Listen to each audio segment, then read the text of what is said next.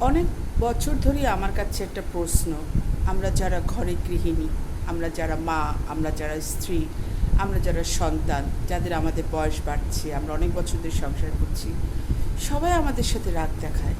আমরা একটু ভুল করলে আমাদেরকে রাগ হয়ে যায়।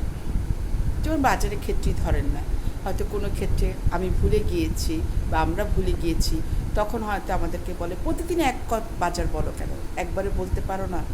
কিন্তু একবারে বলতে গেলেও কিন্তু তাদের সমস্যা। তাদের কী সমস্যা? একবারে বললে বাজার বেশি করে আনতে হয়, কষ্ট হয়। আমরা কাকে রাগ দেখাবো? আমরা কার কাছে অভিমান দেখাবো? আমরা কার কাছে গিয়ে একটু ভালোবাসার জন্য মানে মাথা রাখবো? আমাদেরকে বোঝার কে আছে? কবে বুঝবে আমাদের? আমরা কি বুঝার আশায় আশায় নিজেরা একদিন শেষ হয়ে যাওয়ার পরে তারপর বলবে ও খুব ভালো ছিল? তখন তো আমি এই কথাটা শুনতে পারবো না, বা আমরা শুনতে পারবো না। মানুষকে মূল্যায়ন করাটা হচ্ছে অনেক বড় একটা ব্যাপার।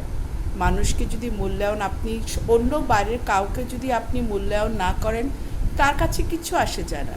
কিন্তু আপনার নিজের মানুষরা যদি আপনাকে মূল্যায়ন না করে, সেগুলো তো আপনি এড়িয়ে চলতে পারেন না।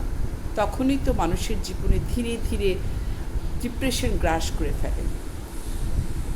না, আমি ডিপ্রেশনে গ্রাস হইনি, আমি হবও না। কারণ হচ্ছিল গিয়ে, আমি মনে করি আমি যতক্ষণ ভালো থাকবো, আমি নিজে জানি আমি ভালো, আমি নিজে জানি আমি যথেষ্ট পরিশ্রমী, আমি নিজে জানি আমি যথেষ্ট পারদর্শী। নিজের গুণ নিজেই গাইলাম, নিজের গুণই গাওয়া উচিত। যেহেতু আপনার গুণ কেউ গাইছে না, আপনাকে কেউ মূল্য দিচ্ছে না, তো আমার মতে আমাদের নিজের গুণ, আমাদের নিজের বাঁচার রাস্তা আমাদেরকে খুঁজে বের করতে হবে।